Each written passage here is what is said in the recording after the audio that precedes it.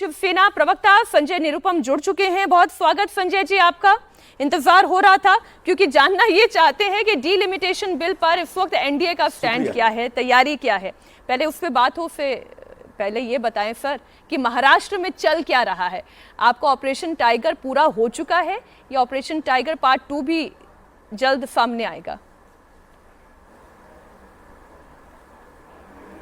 देखिए, operation tiger तो हमारा दिया हुआ कोई शब्द नहीं था, यह मीडिया का उछाला हुआ एक शब्द था।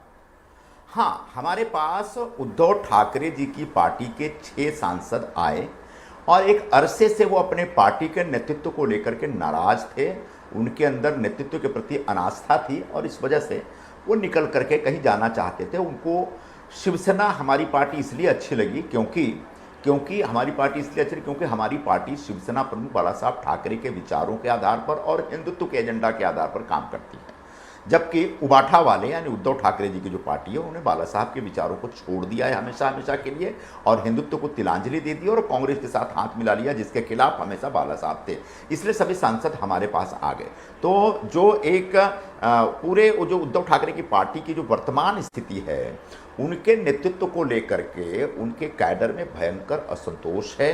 उनके पार्टी के जो पदाधिकारियों नियमित तौर पर छोड़ करके हमारी पार्टी में आ रहे हैं। उनके एमपी छोड़ के हमारी पार्टी में बड़े पैमाने पर जो उनके एमएलएज हैं वो छटपटा रहे हैं, बेचैन हैं, कभी भी उनकी पार्टी छोड़ करके हमारी तरफ आ सकते हैं। तो जहां तक आपका जो तथाकथित ऑपरेशन टाइगर को लेकर प्रश्न था, उसका जवाब ये। अब अगला सवाल आप पूछ सकते हैं। डीलिमिटेशन बिल को लेकर इस वक्त कांग्रेस पार्टी ये कह रही है कि गलत तरीके से संख्या को जुटाने की कोशिश की जा रही है और इंडिया ब्लॉक पूरा मिलकर डीलिमिटेशन बिल यदि सरकार फिर लाने की कोशिश करती है तो इसका विरोध किया जाएगा।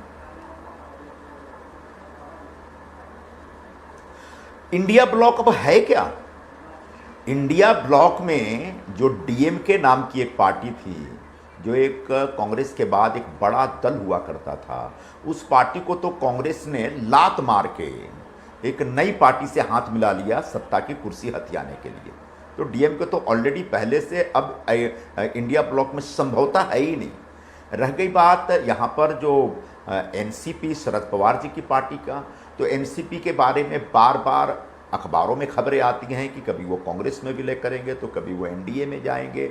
मुझे नहीं मालूम। कल एनसीपी के जो कार्याध्यक्ष हैं सांसद सुप्रिया सुले मैडम, उन्होंने जो बातें कही है उन बातों को गंभीरता से समझना चाहिए। उन्होंने कहा है कि अगर डीलिमिटेशन का कोई नया प्रस्ताव आता है, कोई बिल आता है और उसमें सभी राज्यों में लोक संख्या को बगैर आधार बनाए सभी राज्यों में विधानसभाओं और लोकसभा की सीटों में 50% की बढ़ोतरी होती है, तो निश्चित तौर पर यह एक विचार करने वाला प्रस्ताव होगा और इस प्रस्ताव को लेकर वो तथाकथित तौर पर जो अभी एक इंडिया ब्लॉक है उसमें वो अपनी बात रखेंगी। मतलब एनसीपी शरद पवार कहीं ना कहीं डीलिमिटेशन के मुद्दे पर हमारी सरकार, एनडीए की सरकार के समर्थन में आती हुई दिख रही है।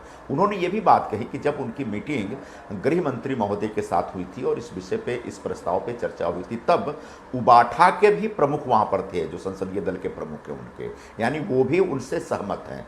तो अब जबकि एक हमारे पास उबाठा के 6 सांसदों का एक ग्रुप आ गया है, स्वयं आया हुआ है, हमने कोई तोड़फोड़ नहीं की है। उधर से तृणमूल कांग्रेस के जो 21 सांसद बड़े पैमाने पर टूट करके वहाँ से निकल गए। ममता बनर्जी के जो कामकाज के तरीके से नाराज होकर, उनके भतीजे की जो तानाशाहीपूर्ण रवैया है उससे नाराज होकर जब वो निकले हैं, वो हमारे साथ आ गए हैं।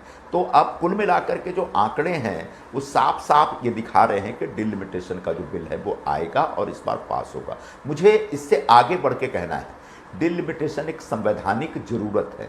हर 20 साल बाद संसदीय जो क्षेत्र होते हैं उनका डिलिमिटेशन होना ही चाहिए और ज़रूरत पड़े तो संख्या बढ़ानी या घटानी चाहिए। तो जब यह एक संसदीय संवैधानिक ज़रूरत है तो इस ज़रूरत के खिलाफ कांग्रेस पार्टी क्यों जा रही है? अगर लोकसभा की सदस्य संख्या बढ़ती है तो इससे सिर्फ बीजेपी को या एनडीए को फायदा होगा, यह मान करके कांग्रेस पार्टी क्यों चल रही है? जो नई सीटों में कांग्रेस को भी तो फायदा हो सकता है।